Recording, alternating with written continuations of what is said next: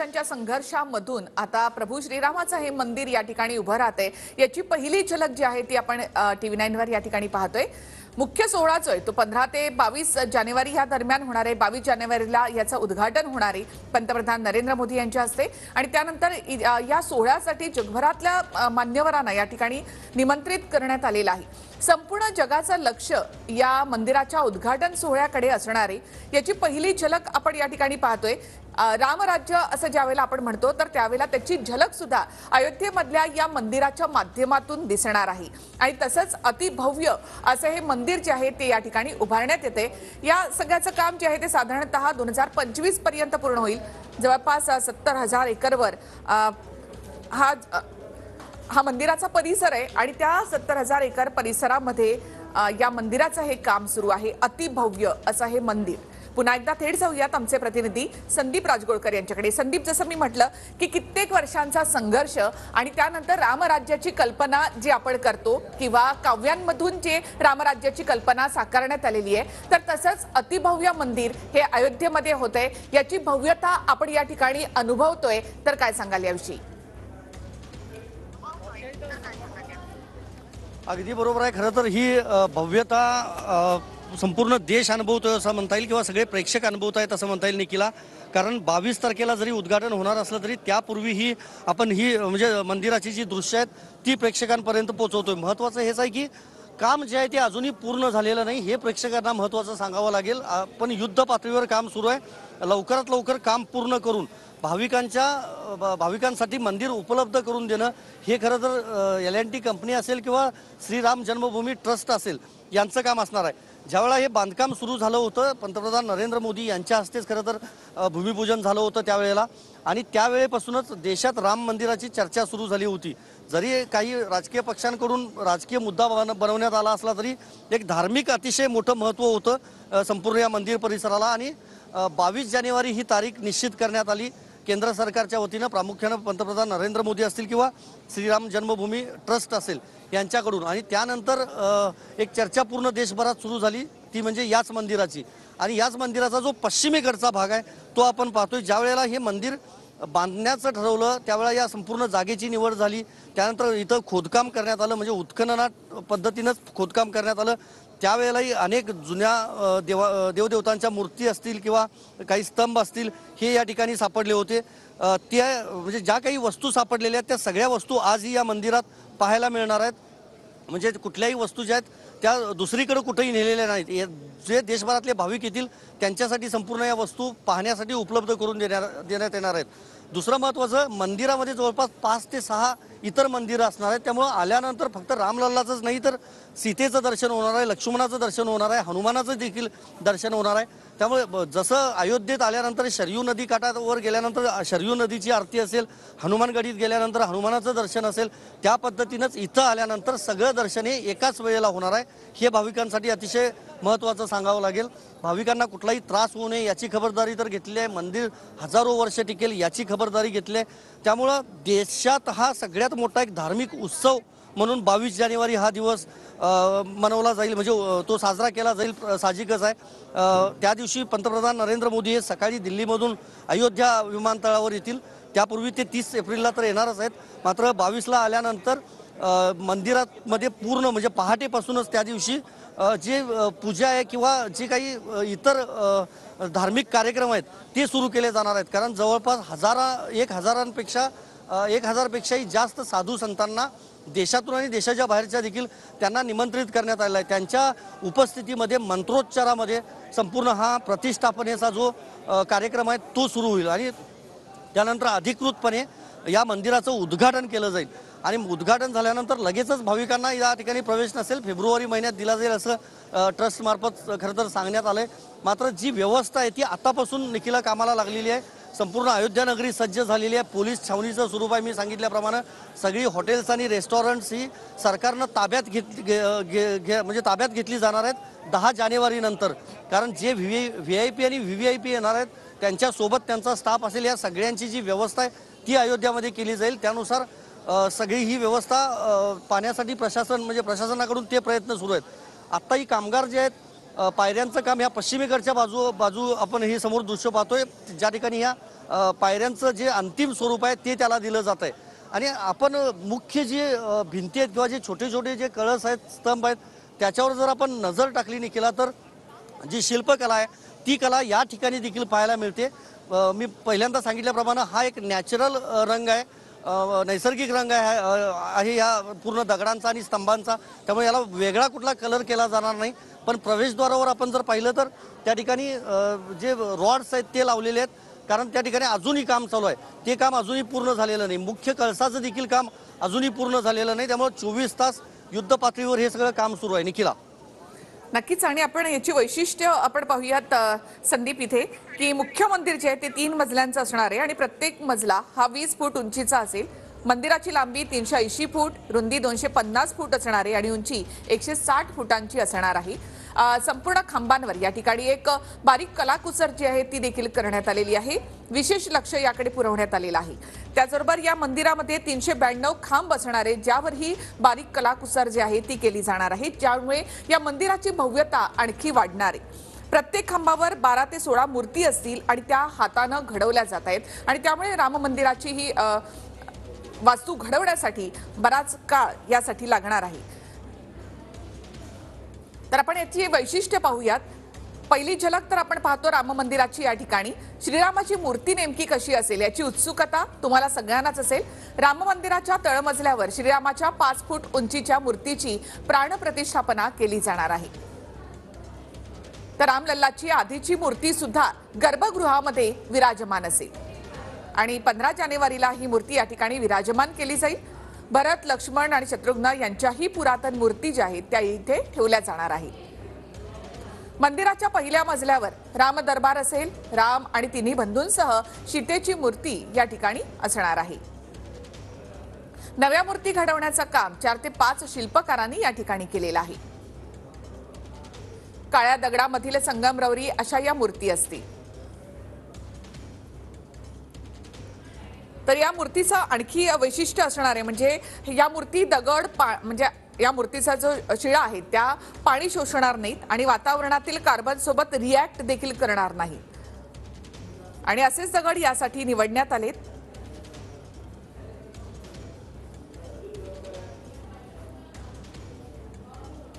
तर 22 जानेवारीला मिरवणुकीनं या मूर्ती ज्या आहेत त्या श्रीराम मंदिराच्या मुख्य गर्भगृहामध्ये आणली जाईल. मुख्य सोहळा जो आहे तो 22 जानेवारीला होणार आहे. प्राणप्रतिष्ठापना ही 15 तारखेला केली जाईल. त्यानंतर हा सोहळा जो आहे तो सगळा सुरू होईल. 15 ते 22 जानेवारी या दरम्यान हा सगळा सोहळा होणार आहे आणि त्यानंतर पंतप्रधान नरेंद्र मोदी यांच्या हस्ते या मंदिराचं उद्घाटन होणार आहे. एका वेळेला जवळपास 25,000 लोक म्हणजे एका मिनिटात या ठिकाणी दर्शन घेऊ शकतील अशा प्रकारची व्यवस्था देखील असणार आहे. तर अतिभव्यता या मंदिराची आपण या ठिकाणी अनुभवतोय. सध्या राम मंदिराचं काम हे युद्ध पातळीवर या ठिकाणी सुरू आहे. हे संपूर्ण मंदिर जे आहे ते 3 मजल्यांचं असणार आहे आणि हे जे जवळपास या ठिकाणी 392 खांब असतील तर या खांबांवर अशा प्रकारे कलाकुसर जी आहे ती केली जाणार आहे.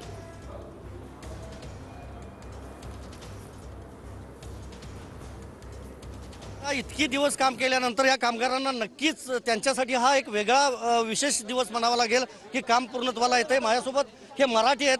आपलं नाव सांगा, आपण कुठून आहात? माझं नाव संतोष बोरे. संतोष बोरे. मी विरार मुंबईला राहतो.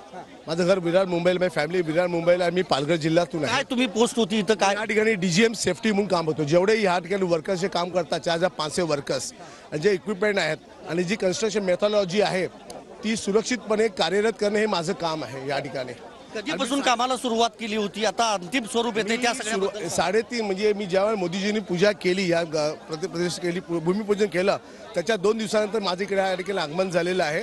आणि त्यावेळेस इनिशियली सुरुवातीपासून जिथे एवढे जे काय झालं, आम्ही पायलिंग केलं, टेस्ट पायलिंग केलं, त्याच्यानंतर एक्सकॅव्हेशन केलं, त्याच्यानंतर RCC फिलिंग केलं, त्याचा राफ्ट केला, नंतर प्लेन स्टोन इन्स्टॉलेशन आणि आता कार्ड स्टोन इन्स्टॉलेशन. आता आम्ही तुम्ही जे स्वरूप दिसताय ह्याच्या खाली 56 फीट खाली एक्सकॅव्हेशन झालेलं आहे आणि त्या एक्सकॅव्हेशन वरती ही बिल्डिंग उभी आहे. कॅप्सूल म्हणतात त्याला. काय कॅप्सूल नाही, एक्सकॅव्हेशन केलेलं, डीप एक्सकॅव्हेशन. काय त्याच्यामुळे काय होणार? आम्ही त्या एक्सकॅव्हेशन करून त्या ठिकाणी एक आर्टिफिशियल आम्ही रॉक तयार केला. की जेणेकरून या ठिकाणी शरीर खालून जे काही भूकंप जरी काही आले तर त्यामुळे या बिल्डिंग या मंदिराला काही धोका उत्पन्न होऊ नये म्हणून आम्ही संपूर्ण प्रिकॉशन्स घेतलेले आहेत. मला सांगा, बारीक नक्षीकाम देखील दिसतंय, आता त्याच्याबद्दल काय सांगाल? ते काम कसं 24 तास सुरू आहे? हा, ते 24/7 आहे. आतापर्यंत माझ्या मते फक्त 300 मूर्ती बाकी आहेत. त्या 300 मूर्ती ह्या 15 दिवसामध्ये पूर्ण होतील. 300 मूर्ती बाकी आहेत. छोट्या मूर्ती आहेत, गणपतीची आहे, शिल्पकला जी आहे ती. शिल्पकला जी आहे, फक्त 300 मूर्ती बाकी आहेत. ते 15 दिवसात पूर्ण होईल. देशभरातले कामगार होते यामध्ये? हा, संपूर्ण देशभरात. महाराष्ट्राचा काय विचार, महाराष्ट्राचं काय योगदान आहे? आता तुम्ही जर म्हटलं या ठिकाणी जे मुख्य 8 इंजिनियर आहेत त्यातले 6 जण मराठी आहेत. पूर्ण मंदिराच्या 8 मधले 6 मराठी आहेत. 6 मराठी आहेत. जे 8 लोक जे आहेत त्यात 8 पैकी 6 लोक मराठी आहेत, मुंबईतल्या, महाराष्ट्रातले आहेत. अभिमानास्पद आहे महाराष्ट्रासाठी नक्की. भरपूर अभिमानास्पद आहेत आणि आम्हाला आनंद वाटतो की महाराष्ट्राच्या हाती भरपूर मोठा हातभार लागलेला आहे. तर ही दृश्य आपण या ठिकाणी पाहतोय. राम मंदिराची ही पहिली झलक आहे. एका मिनिटात 100पेक्षा जास्त लोकांना या ठिकाणी दर्शन घेता येणार आहे, तशा प्रकारची व्यवस्था या ठिकाणी करण्यात आली. 15 जानेवारी ते 22 जानेवारी असा मुख्य सोहळा या ठिकाणी होणार आहे आणि त्यावेळेला प्रभू श्रीरामाची प्राणप्रतिष्ठापना या ठिकाणी केली जाईल. तो भाविकांसाठी महत्त्वाचा असणार आहे, कारण तिथं कुठल्याही प्रकारची गर्दी होऊ नये याची खबरदारी घेतली जाणार आहे. मुख्य गर्भगृहात तर एका मिनिटामध्ये 100पेक्षा जास्त भाविक दर्शन घेतील याची देखील सोय करण्यात आलेली आहे. मी अजून एक गोष्ट सांगावी लागेल, जी आता आपण मंदिराची जी शिल्पकला पाहतोय ती अतिशय नाजूक पद्धतीने तयार करण्यात आलेली आहे. स्तंभ जे आहेत किंवा जे दगड वापरण्यात आले आहेत त्यांचा जो फिकटचा गुलाबी जो रंग आहे तो नैसर्गिक रंग आहे. त्यामुळे या मंदिराला कुठल्याही प्रकारे रंगरंगोटी जी आहे ती नंतर केली जाणार नाही. भूकंप विरोधी पूर्णपणे बांधकाम जे आहे ते या मंदिराचं करण्यात आलेलं आहे.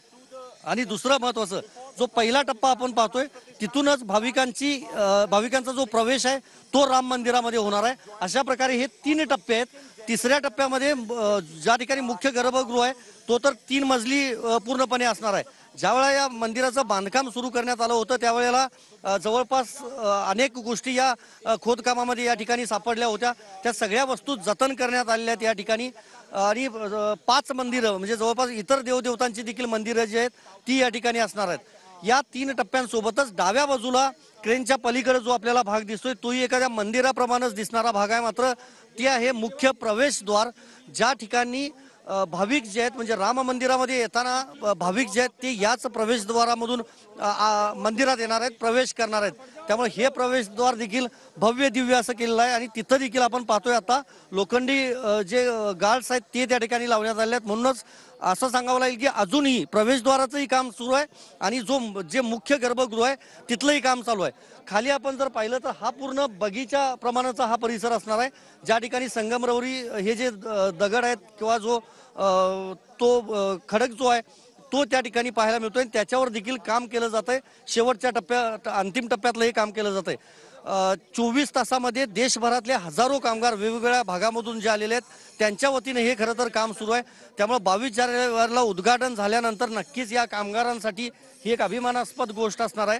दुसरं महत्त्वाचं, महाराष्ट्राचा वाटा मोठा आहे या संपूर्ण मंदिराच्या बांधकामामध्ये हे देखील सांगावं लागेल, कारण एकूण कंपनीचे जे 8 इंजिनियर होते त्या 8 पैकी 6 इंजिनियर हे महाराष्ट्रातले आहेत. त्यामुळे महाराष्ट्रासाठी देखील ही अतिशय महत्त्वाची गोष्ट असणार आहे. दुसऱ्या बाजूला देखील मी दाखवतो या ठिकाणी हे दगड किंवा स्तंभ जे आहेत ते अजूनही त्यांचं देखील काम जे आहे ते सुरू आहे. क्रेनच्या साहाय्यानं ते ज्या ठिकाणी त्यांची गरज असेल त्या ठिकाणी ते पोहोचवले जातील. आणि या संपूर्ण परिसराचा जर आढावा घेतला तर जे काम आहे ते अजूनही युद्ध पातळीवर सुरू असल्याचं पाहायला मिळतंय. अयोध्या नगरी तर आतापासूनच सज्ज झालेली आहे.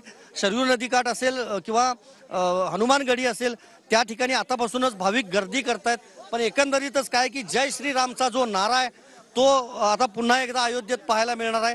हनुमानाला मोठं महत्व आहे, सीतेला मोठं महत्व आहे, लक्ष्मणाला मोठं महत्व आहे रामायणामध्ये आपल्याला माहिती आहे. त्यामुळे या सर्व देवदेवतांचं दर्शन घेण्यासाठी आता देशभरातलेच भाविक नाही तर जगभरातले भाविक, कारण विमानतळ जे आहे ते देखील आंतरराष्ट्रीय घोषित करण्यात आलेलं आहे, हे सगळे भाविक आता अयोध्येत दाखल होणार आहेत. आणि 22 तारखेला ऑफिशियल जे आहे ते उद्घाटन सकाळच्या सत्रामध्ये सगळे मंत्रोच्चार वगैरे जे आहेत किंवा ज्या पूजा आहेत धार्मिक त्या पूर्ण केल्या जातील. आणि त्यानंतर पंतप्रधान नरेंद्र मोदी यांच्या हस्ते 7000 VIP च्या उपस्थितीमध्ये या मंदिराचं उद्घाटन होईल. व्हिडिओ जर्नलिस्ट राकेश कुमार सह मी संदीप राजगोळकर, TV9 मराठी, अयोध्या. तर राम मंदिराची ही पहिली झलक आपण या ठिकाणी पाहतोय. तसंच आमचे प्रतिनिधी संदीप राजगोळकर आपल्याला या संपूर्ण परिसराचा आढावा घेऊन या ठिकाणी सांगत आहेत. तर दोन दृश्य इथे आहेत. एक तर बाहेरून जे मंदिर आहे आणि त्याचं काम अद्याप सुरू आहे ते दिसतं, तर दुसऱ्या ठिकाणी घुमट जे आहे ते या ठिकाणी अशा प्रकारे कलाकुसर या ठिकाणी करण्यात आलेली आहे. दक्षिणेकडे जशी मंदिरं असतात त्या प्रकारे या सगळ्या मूर्ती या ठिकाणी घडवल्या जात आहेत. तसंच हा घुमट म्हणा किंवा संपूर्ण या मंदिराचा परिसर म्हणा तर तशा प्रकारे हा परिसर जो आहे तो आपल्याला पाहायला मिळतोय. संपूर्ण खांबांवर या ठिकाणी मूर्ती असणार आहेत. 392 मूर्ती या ठिकाणी साकारण्यात येत आहेत. प्रत्येक मूर्ती या ठिकाणी वेगळी असणार आहे. शिल्पकार सध्या ही मूर्ती जी आहे ते या ठिकाणी साकारताना आपल्याला पाहायला मिळत आहे.